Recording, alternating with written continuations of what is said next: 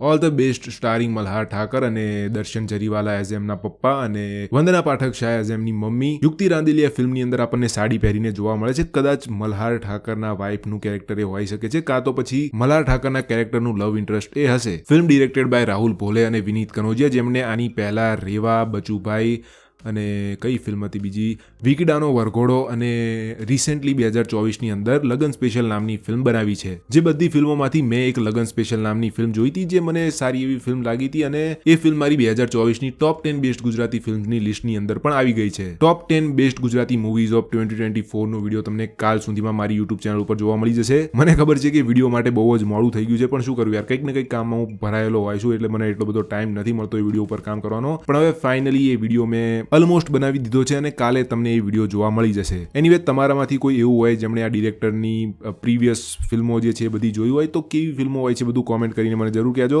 Internet ઉપર તો આ ડિરેક્ટરની ફિલ્મોની રેટિંગ ઘણી સારી હોય છે, પણ તમે એઝ એ ઓડિયન્સ એમની ફિલ્મો જોઈ હોય તો કેવી ફિલ્મો હોય છે કોમેન્ટ કરી જરૂર કહેજો. અને ભાઈ, હાલ હું લગનમાં છું, એટલે આજે મને પર્વત ફિલ્મ જે રિલીઝ થઈ છે ગુજરાતી ફિલ્મ હિતુ કનોડિયાની, એ ફિલ્મ મને જોવા જવાનો ટાઈમ નથી મળ્યો અને એ ફિલ્મને નથી જોઈ શક્યો, એટલે કદાચ એ ફિલ્મનું પણ રિવ્યૂ નહીં આવે. પ્લસ યાર, શોની બહુ જ માથાકૂટ હોય છે, શો નથી લાગતા અને એવી બધી તકલીફો થાય છે, એટલે ફિલ્મ જોવા જવાની પણ ઈચ્છા નથી થતી. હું જે એરિયામાં ફિલ્મો જોવા જાઉં છું એ બેસિકલી કોઈ પણ આ રીતની ફિલ્મોની ઓડિયન્સ થતી જ નથી, ભાગ્યે જ ફિલ્મો ચાલુ થાય છે. પ્લસ હું અહીંયા લગનમાં પણ ફસાયો છું, એટલે મારી જોડે એટલો ટાઈમ પણ નથી આ ફિલ્મ જોવા જવા માટેનો, એટલે રિયલી સોરી, આ ફિલ્મને હું નહીં જોઈ શકું. Anyway, all the best Pandya જે ફિલ્મ છે 14 માર્ચના દિવસે ગુજરાતી સિનેમાઘરોમાં રિલીઝ થઈ રહી છે અને 2025ની ઉંમરો પછીની બીજી એક બહુ જ સારી એવી ફિલ્મ મને લાગી રહી છે. ફિલ્મની સ્ટોરીની વાત કરીએ તો આ ફિલ્મની અંદર આપણને ટોટલ 3 કોન્ફ્લિક્ટ જોવા મળશે, જેમાંથી કોન્ફ્લિક્ટ નંબર 1 એક બહુ જ ઈમાનદાર અને ઓનેસ્ટ સરકારી કર્મચારી, એટલે ફિલ્મની અંદર મલ્હાર ઠાકરના કેરેક્ટરનું જે પપ્પાનું કેરેક્ટર છે એ હસમુખ અને મલ્હાર ઠાકર જે છે એના કેરેક્ટરનું નામ ફિલ્મની અંદર છે અક્ષય.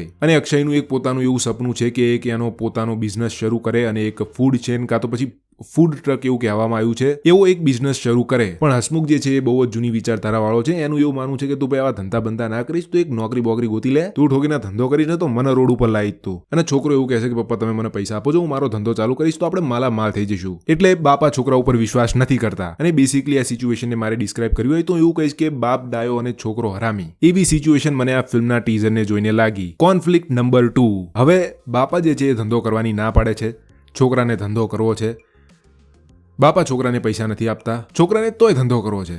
એટલે છોકરો શું કરે છે? છોકરો બેંકમાંથી લોન લે છે, એ પણ બાપાના નામે અને બાપાને પૂછ્યા વગર. હવે મને એ નથી સમજાતું કે કેમની લોન આપી દીધી આ બેંક વાળાએ. એનીવે, પછી બાપાને એ વાતની ખબર પડે છે કે એના છોકરાએ એને પૂછ્યા વગર એના નામે લોન લઈ લીધી છે એમ. અને ભાઈ, હવે સામાન્ય વસ્તુ છે કે કોઈ પણ છોકરો એના બાપાના નામે એને પૂછ્યા વગર લોન લે, એટલે જો બાપાને ખબર પડે એટલે બાપાનું મગજ છટકે. એટલે હવે મલ્હાર ઠાકરના કેરેક્ટર અને હસમુખ વચ્ચે એ બીજો કોન્ફ્લિક્ટ ઉભો થાય છે. અને આ એક એવો પણ કોન્ફ્લિક્ટ ઉભો થાય છે કે આ બાપ અને દીકરા વચ્ચેની જે મગજમારી હોય છે અને જે કચાકચ હોય છે અને જે બોલ હોય છે, છોકરાની માં અને બાપની પત્ની ઘર છોડીને જતી રહે છે બેયથી કંટાળીને. અને બાપ અને એના છોકરાને જેને એકબીજાથી સહેજય નથી બનતું, એમને બેયને એક જ ઘરમાં એકલા ભેગા રહેવું પડે છે, જે હતો કોન્ફ્લિક્ટ નંબર 2. પણ આ સ્ટોરીનો જે સૌથી મોટામાં મોટો કોન્ફ્લિક્ટ છે એ છે કે આ ફિલ્મની અંદર જે હસમુખનું કેરેક્ટર છે એક સરકારી કર્મચારી છે અને એના ઉપર રિશ્વત લેવાનો ગુનો નાખવામાં આવ્યો છે. એટલે બેસિકલી એ ઇનોસન્ટ છે, એ બેકસૂર છે, એને કોઈ રિશ્વત બિશ્વત નથી લીધી, પણ એ બચારો ભરાઈ ગયો છે આ સિસ્ટમમાં વગર કોઈ વાંકે. પણ હવે ગુનામાં ભરાયો છે એટલે એના ઉપર કોર્ટ કેસ થાય છે. હવે અત્યાર સુધી તો આ બાપ અને દીકરાને એકબીજાથી સહેજે નતું બનતું, પણ હવે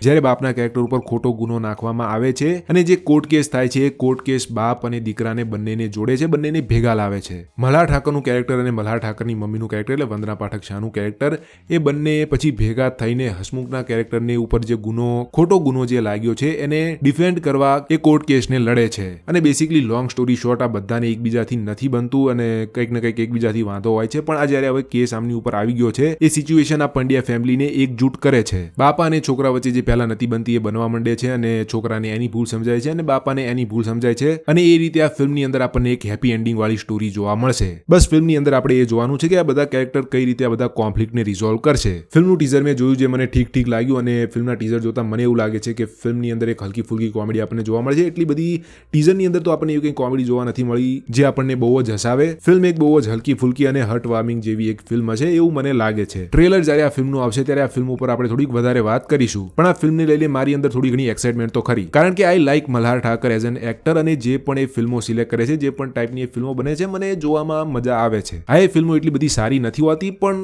એક ટાઈમ પાસની દ્રષ્ટિએ જોઈ તો ટાઈમ તમારો પાસ થઈ જાય છે. આઈ હોપ કે આ ફિલ્મ જોવામાં મને મજા આવે. એટલે હવે તમે જો આ ફિલ્મનું ટીઝર જોયું હોય તો તમને આ ફિલ્મ ઉપર શું લાગે છે, તમારા ફિલ્મને લઈને જે પણ વિચારો હોય મને કોમેન્ટ કરીને જરૂર કહેજો. બાકી આ જ રીતના ગુજરાતી ફિલ્મોના અને બીજી ફિલ્મોના પણ તમે રિવ્યૂ જોવા માંગતા હોય તો હું ટ્રાય કરી રહ્યો છું. આ રીતના જો રિવ્યૂ તમને જોવા ગમતા હોય તો સબસ્ક્રાઇબ ધી ચેનલ, અને top 10 best Gujarati movies of 2024 નો વિડીયો તમને કાલે જોવા મળી જશે.